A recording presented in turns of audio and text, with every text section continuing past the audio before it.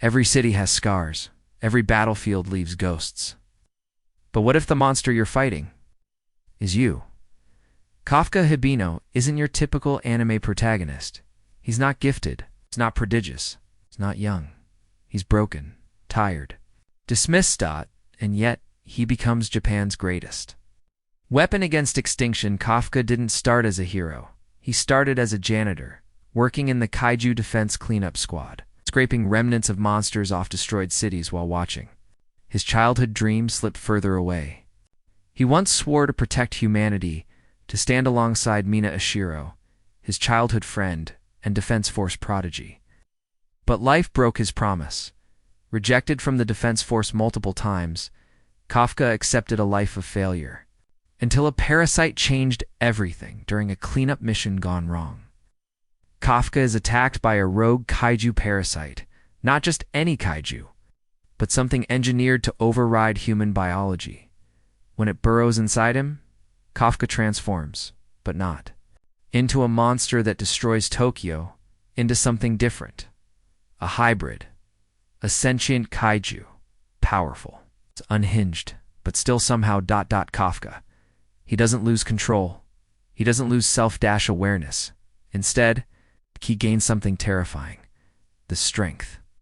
To end kaiju with his bare hands, and the burden of hiding what he's become, Kaiju No 8 isn't just an action series. It's a philosophical inquiry. Can someone become what they swore to fight and still remain human? Is identity defined by intention or by form? And when the monster inside you becomes the tool to protect others, is that salvation or hypocrisy? Kafka's arc begins here, not with triumph, but with ambiguity. Asterisk, he became what he hated, but to protect what he loves, lie, fight, and bleed alongside the ones hunting his kind. After gaining control of his kaiju form, Kafka defies every expectation. He passes the Defense Force entrance exam and joins the 1st Division. Led by the razor-sharp Captain Nurm, it should be a dream come true. Instead, it's a daily gauntlet of self-censorship, fear, and moral compromise. Because the Force doesn't just hunt kaiju. They dissect them, torture them, eliminate them. And Kafka, he is one. The only person who knows Kafka's secret is his best friend, Rino Ichikawa. Loyal, driven, and slightly out of his depth, Rino becomes the emotional anchor Kafka didn't know he needed. Rino believes Kafka is still human, still good. But every time Kafka transforms to save a life, the lie grows heavier. They see a hero. Rino sees a friend. But Kafka sees a monster with a mask. Their bond is the quiet heartbeat of the series, tested by secrecy, strengthened by necessity. Kafka's greatest enemy isn't the Kaiju. It's himself. Every transformation chips away at his confidence that he can stay in control. Every successful mission makes the eventual exposure more certain, and each passing day he wonders, am I using this power, or is it using me? He battles not only monsters, but also the mounting paranoia of being found out, and the crushing weight of having no one else he can tell. Kafka walks a line so razor-thin. It's not survival, it's performance art. He fights with the Force by day, hides his monstrous truth by night, and slowly earns the trust of legends like Narumi, Vice Captain Hoshina, and even Mina Ashiro herself, the girl he once promised to protect. But hiding this truth is not passive. It's a betrayal in motion, because for Kafka to keep saving others, he must keep lying to those closest to him. What does it mean to atone when every act of redemption is built on deception? Kafka doesn't seek glory, he seeks balance. But the Defense Force isn't built for balance. It's built to eradicate threats. Sooner or later, truth will surface, and Kafka's good deeds won't matter. Only his DNA will. Asterisk, she hunts monsters. To protect humanity, he became one to do the same. But what happens when her next target is him?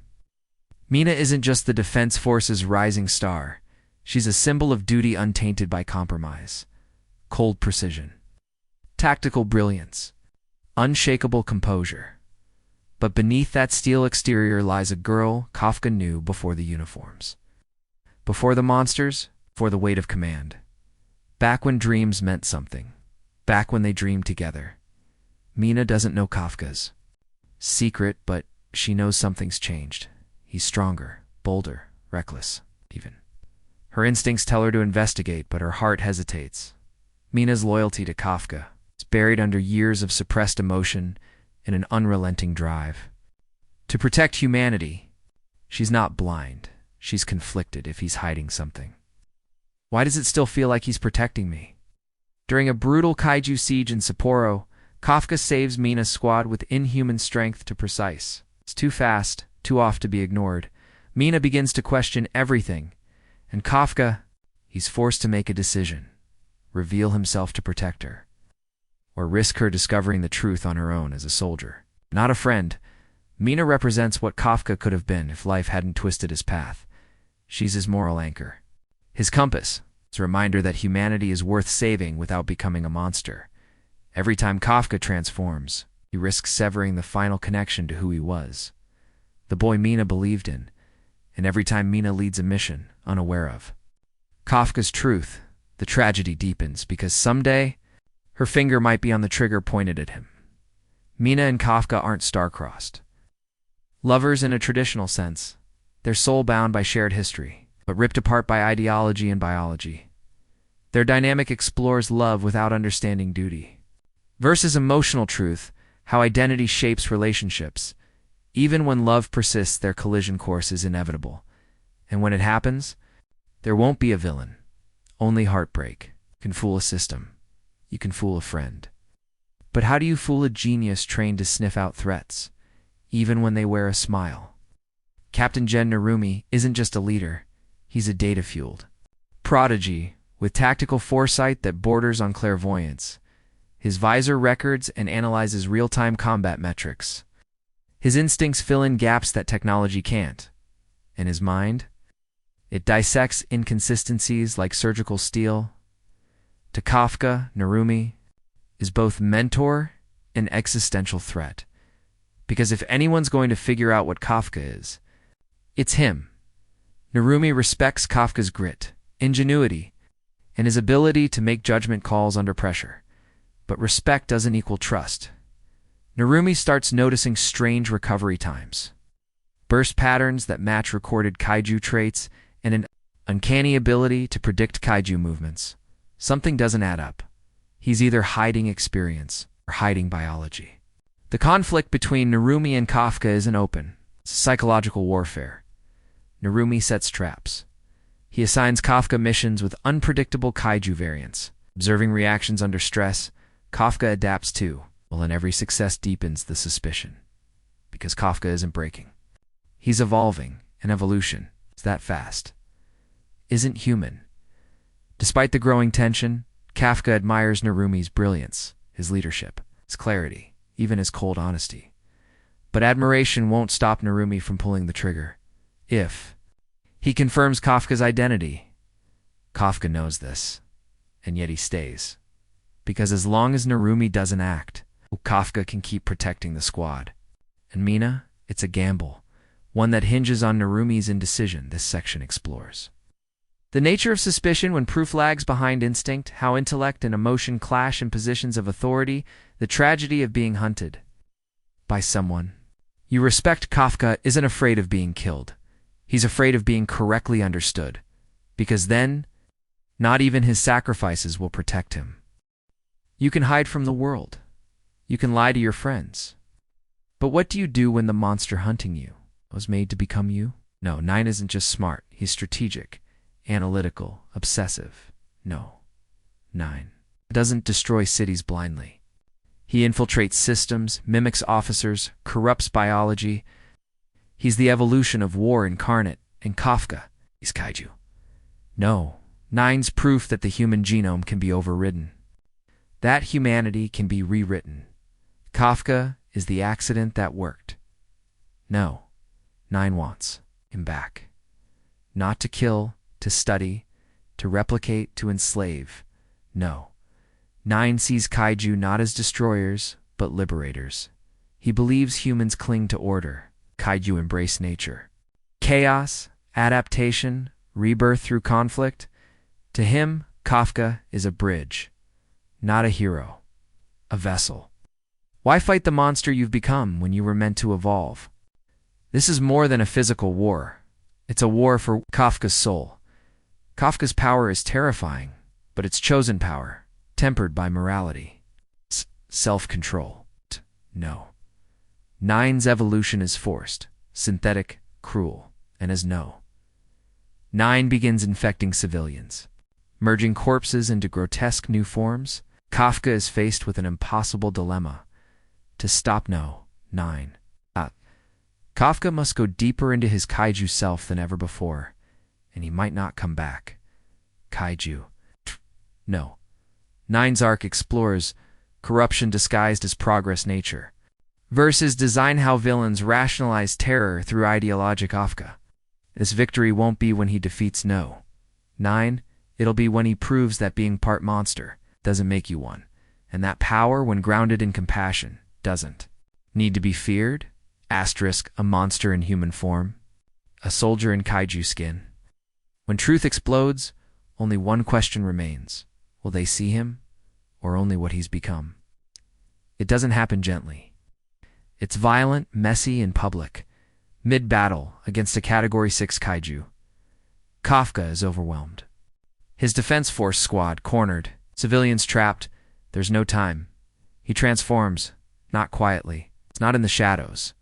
Right in front of everyone. Mina Narumi, Reno, the troops, and all the masks. Collapsed chalk turns to chaos. Some soldiers aim. Their rifles, others hesitate. Reno steps between. Kafka and the guns screaming that he saved them countless times. Kafka doesn't defend himself. He doesn't speak. He kneels. Kaiju form, flickering hands up, waiting because the truth is finally exposed. And now, the people he fought beside must choose who he really is. Kafka is detained, interrogated, studied not as a hero, as a specimen behind glass. In sealed rooms, Defense Force scientists analyze his DNA, comparing it to kaiju. Nines. The public learns about kaiju. 8. Debates erupt across Japan. Is Kafka Hibino a protector or a Trojan horse?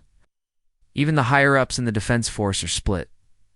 Reno defends Kafka relentlessly, risking his career. Even his life in Narumi advocates for a deeper analysis before judgment. Vascatan Hoshina questions whether strength can coexist with monstrosity. Mina goes silent, torn between orders and everything they were, and Kafka says only this: I never wanted to be this. Just wanted to protect what mattered.